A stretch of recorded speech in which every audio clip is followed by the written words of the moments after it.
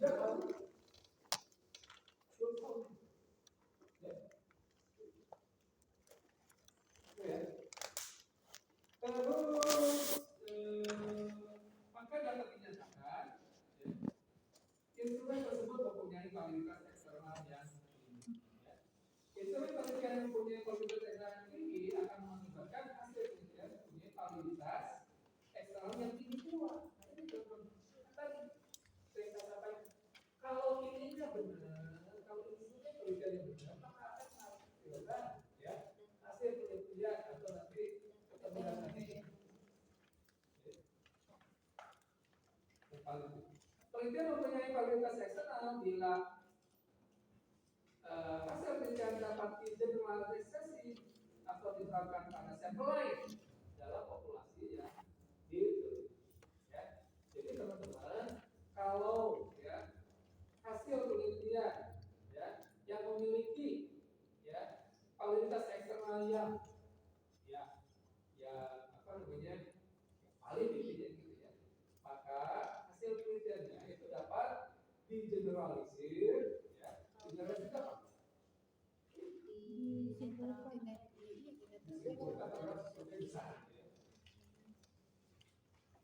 Mahasiswa IC rajin-rajin berarti bisa jelasin nggak? Mahasiswa angkatan 2023 kuliahnya rajin-rajin bisa nggak? Bisa jadi. Gitu ya. Karena sampelnya kan anak kelas 2 IC.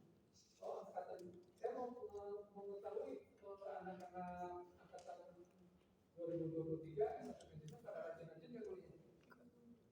Saya kan nggak mungkin bisa semua, tapi kasusnya kalau saya di kelas 2 IC, ya. Kelas 2 IC, anaknya rajin-rajin untuk kuliah itu dan ambil kampus, ya. Nah, berarti saya anggap angkatan 2023 S1 manajemen, ya, mahasiswanya rajin-rajin belajar untuk khususnya data science. Itu ya, jadi bisa generalisir, jadi data itu bisa generalisir suatu permasalahan. Itu namanya statistik apa? Statistik dari siapa? Parametrik. Statistik parametrik. Tapi parametrik itu bisa menjelaskan. Coba gimana lihatnya? Di halaman berapa? Halaman 20 berapa? Halaman 21 Pak. Yang berapa? Di halaman 23 itu saya.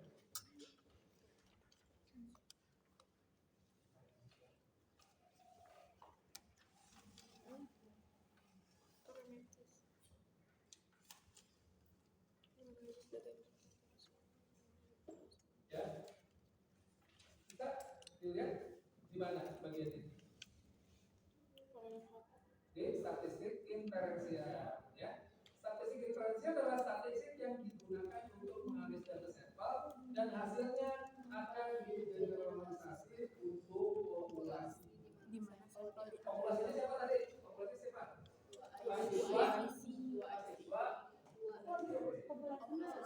Mahasiswa, angkatan 2023. Sampelnya siapa?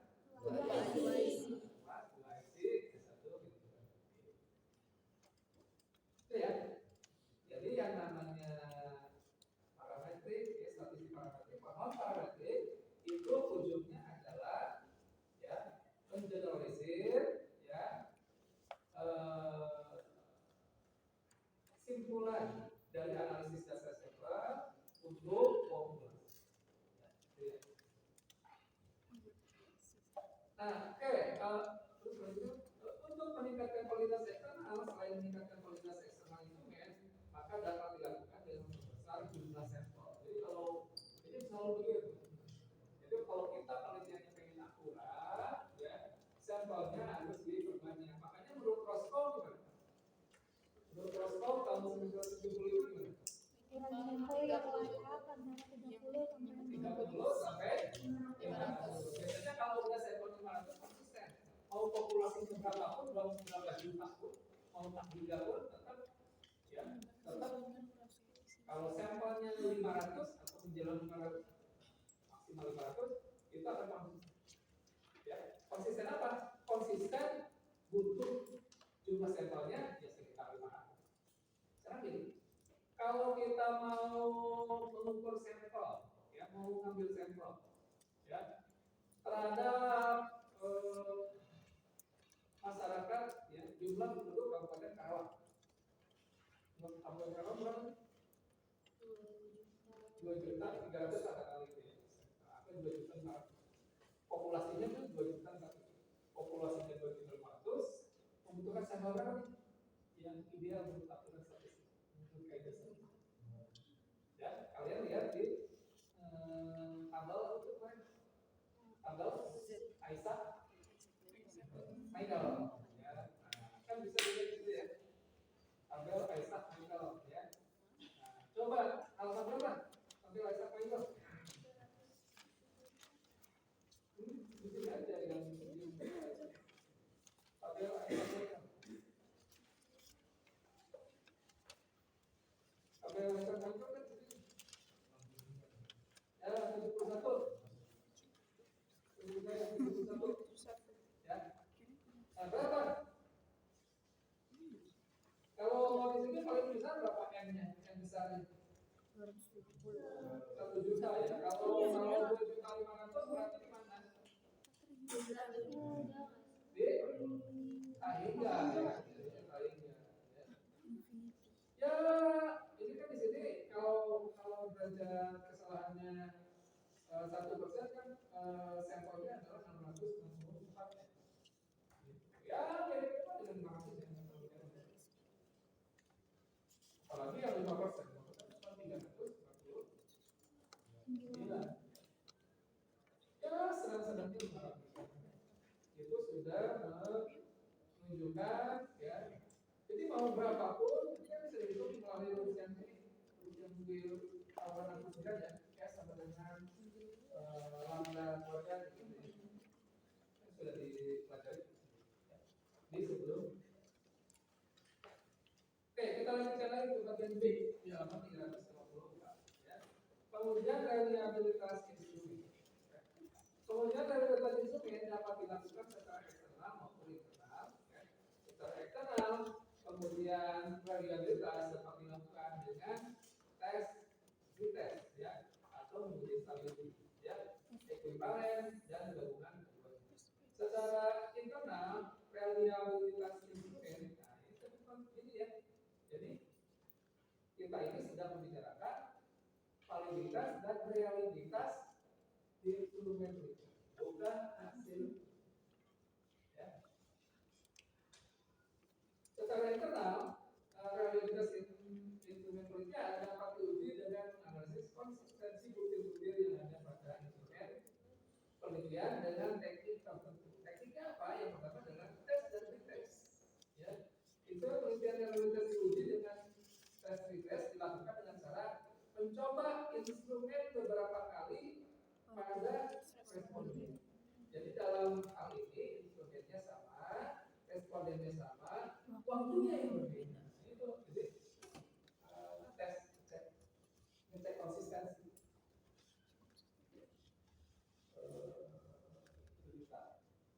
Konsistensi, tidak tidak enggak. Nah, catat dulu. Ya. Jadi saya tanya lagi jam setengah 6.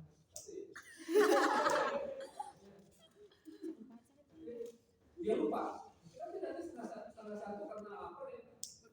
Dia sudah dia pacar, tapi lupa dia. Lupa. Nah,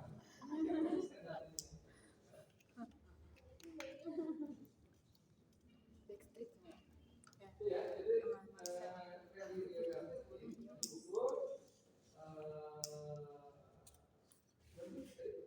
beberapa kali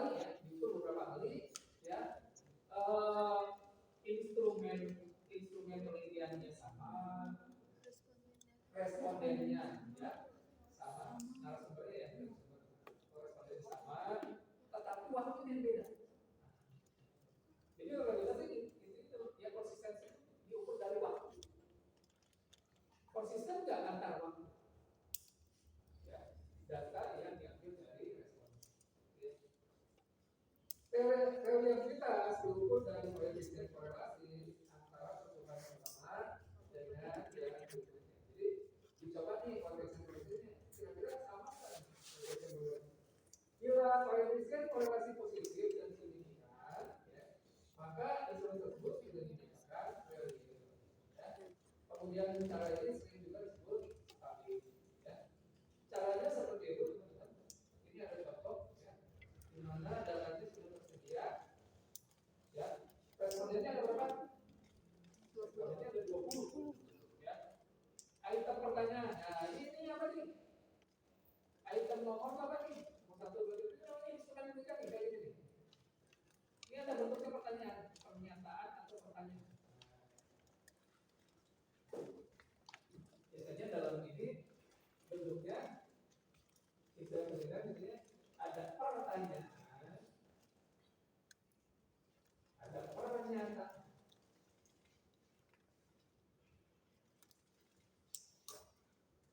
Kalau pertanyaan gimana? Kayak tadi, kita punya pacar nggak? Jawabannya bisa ya, bisa tidak. Itu pertanyaannya. Kalau pernyataan gimana? Kira-kira sudah punya pacar? Ya kan? Kita sudah punya pacar. Ya? Ya. Setuju atau tidak setuju? Ya atau tidak? Ya, bisa jawabannya ya atau tidak? Setuju? Saya tidak setuju dengan pernyataan Bapak tadi. Ayo punya pacar. Ya, jadi pernyataannya udah banyak, tapi sudah menginter, dinyatakan. Ya, misalnya, Reza, saya pacar Agnes Monica. Enggak.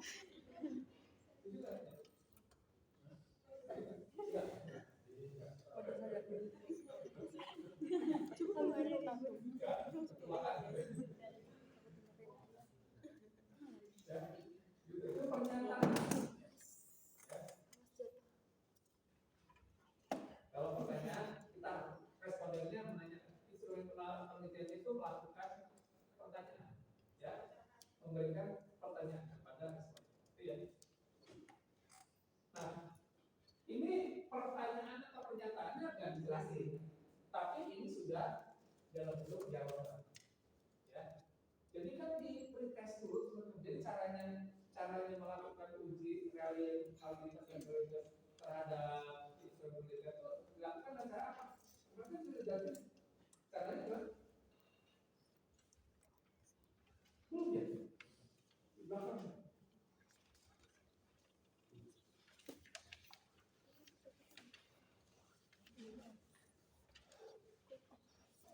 Caranya gimana caranya? Caranya nyebar kuesioner dulu sebenarnya 30 responden ini udah kemarin udah nih. Bagaimana? Caranya kita melakukan uji validitas dan validasi caranya gimana? Kita melakukan uji validasi dan validasi terhadap instrumen penelitian. Caranya gimana? Caranya gimana? Caranya gimana? Pertanyaan saya tadi. Pertanyaan tadi saya tadi. Bagaimana?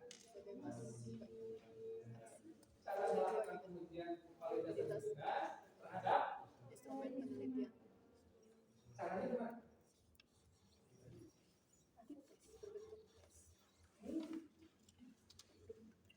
Caranya gimana? Kalian lihat ini halaman 352 ini paragraf awal.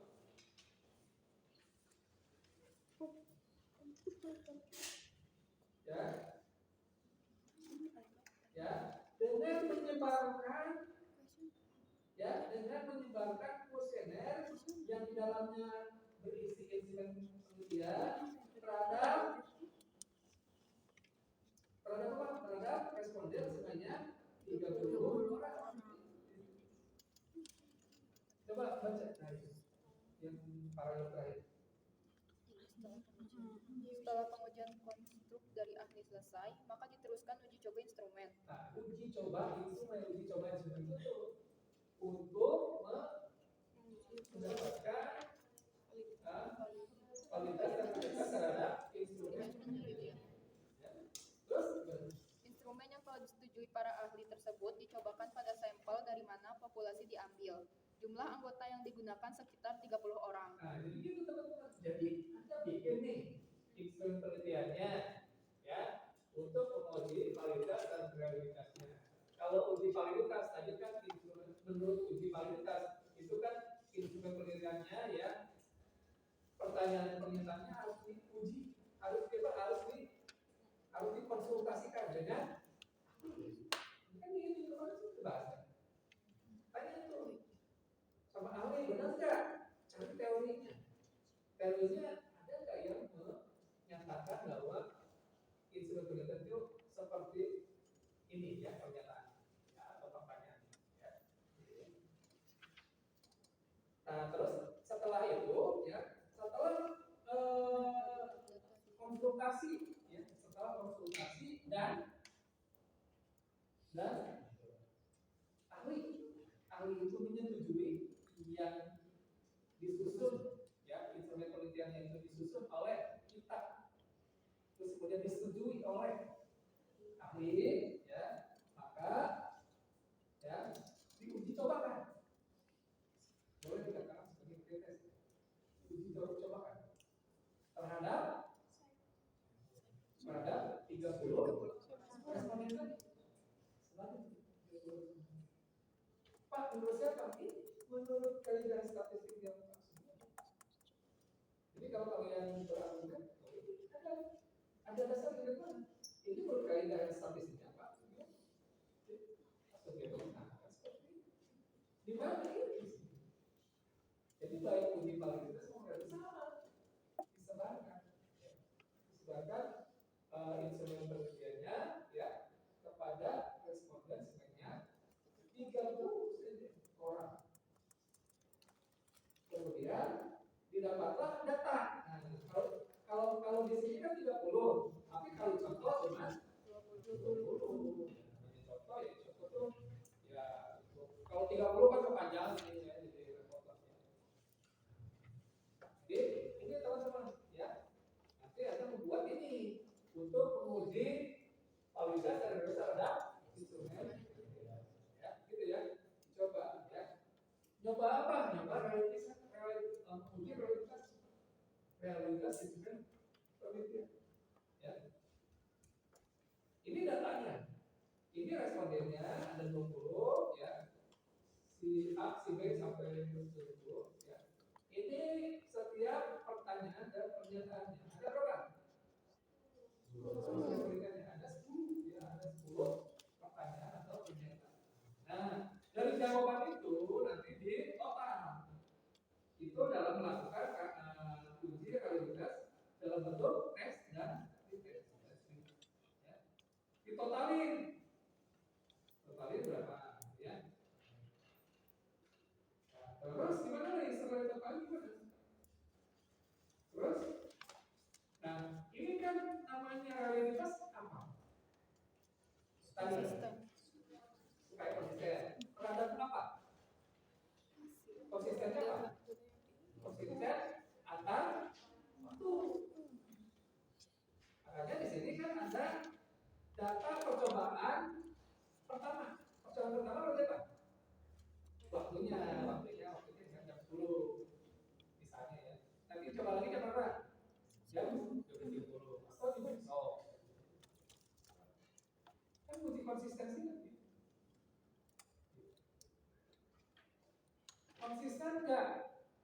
Prabowo sebelum kampanye sama setelah jadi presiden konsisten kan? Ngomong dulu